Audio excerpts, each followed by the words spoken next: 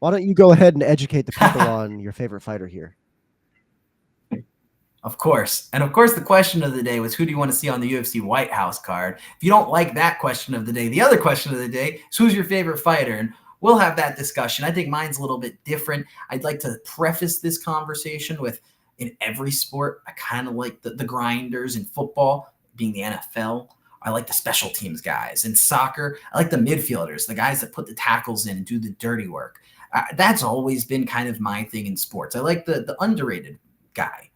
Marvin Vettori for me is the underrated guy in MMA. I mean, you look back on his first fights with the UFC, even before then, the Italian Dream. I think this makes sense with the Paris card. He is the guy that comes out ready to fight every single time. He's got great wrestling defense, and honestly, he can hang in on the ground and do a decent job. But his bread and butter is striking. And if it's a if it's a Marvin Vettori fight, you know it's going to be striking. And just like the Brendan Allen fight that he had recently, which unfortunately was a loss, but that's a war where his face is going to be red. There's going to be blood.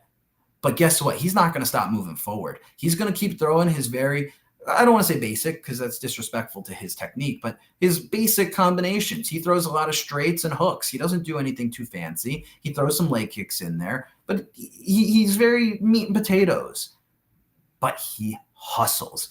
I think my favorite fight of his probably is the fight of the night with Jared Cannonier, one of his first main events. He's had quite a few main events over the years. His battles with Israel Adesanya obviously come to mind. I think his first fight that really, to me, made me a huge fan was 2020 against Jack Hermanson. That might have actually been his first main event, which he won that one.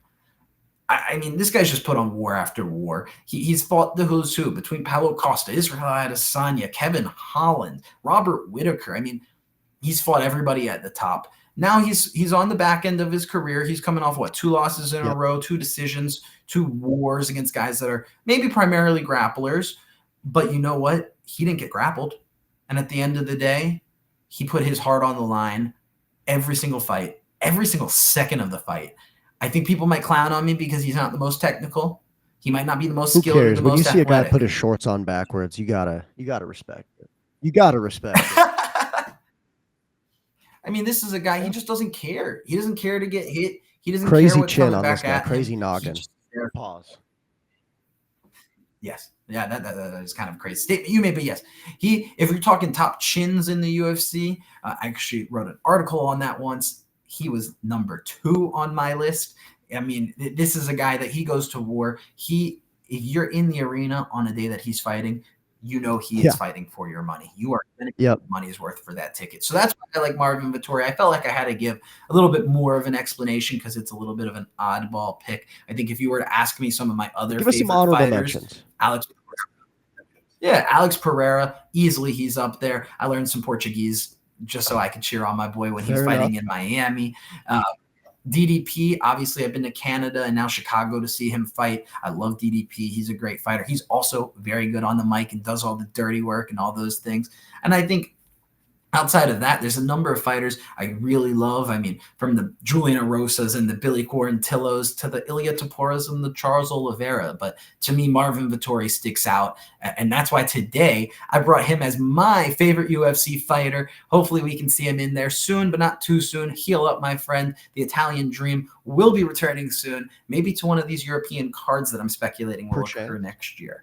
But Aiden, talk to me. I know we've had a little bit of banter back and forth. Talk to me your thoughts on my list, and then hit me with who. I mean, I think all your fighters are entertaining in one way or another. I like Alex Pereira. I'm not the biggest DDP fan, but I don't dislike the guy. I think he's phenomenal on the mic. I think that's something he really has going for him. And Marvin Vettori is just kind of a goofball. He's not the smartest individual ever, but he's a fun fighter.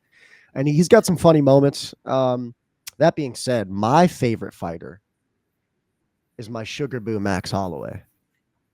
I love Max Holloway. Every time this guy fights, I'm watching and I'm sweating because I'm nervous that he's going to lose. When he lost against Ilya Topuria, my heart broke into a million pieces. I can't show you right now, but I actually do have a signed picture of Max Holloway on my wall.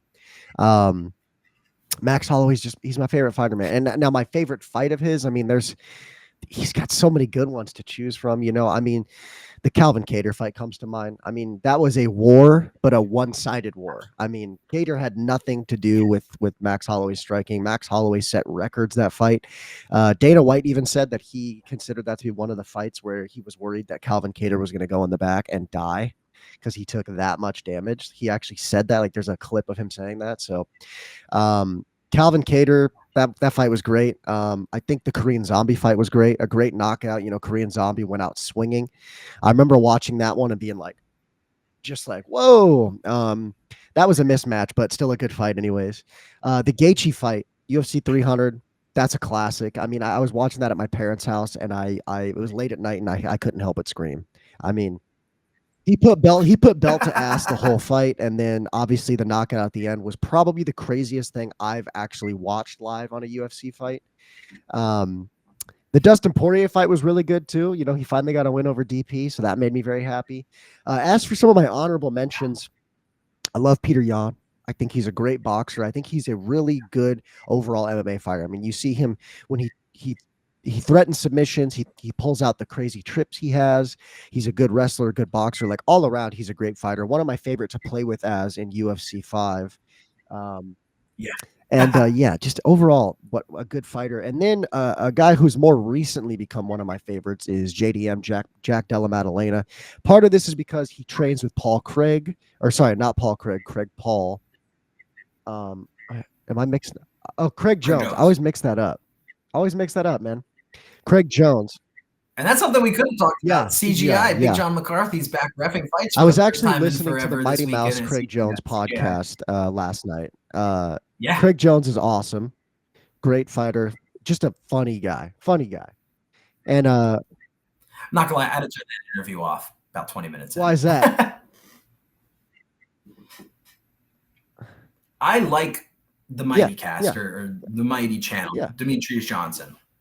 There's a couple things being critical, and Mighty Mouse, you would destroy me, and I'm a fan of you, so don't take this the wrong way.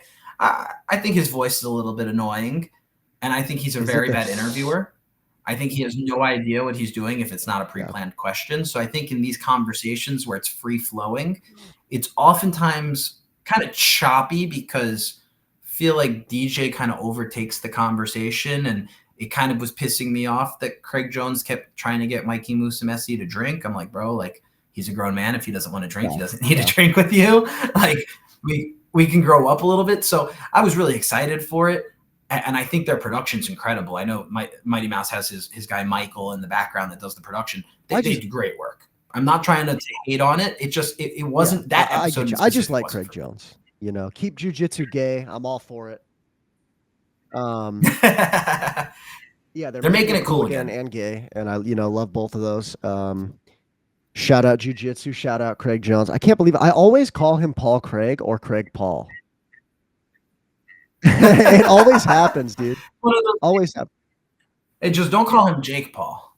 That'd be a good fight. I'd like to see that in an MMA fight. But yeah, JDM, great fighter. He's got really clean boxing, and I think his overall style, like with his takedown defense, is really good. I like that he keeps the high guard, and when someone goes for a takedown, he changes levels with them, and I think that's a really smart way to not get taken down while still protecting your head. It's something we don't see from a lot of fighters, so I really like that technical aspect of it. But those are probably I don't know necessarily my top 3. Max Holloway is definitely my number 1, but those Peter Yan and JDM are definitely some honorable mentions for me. I really enjoy those guys.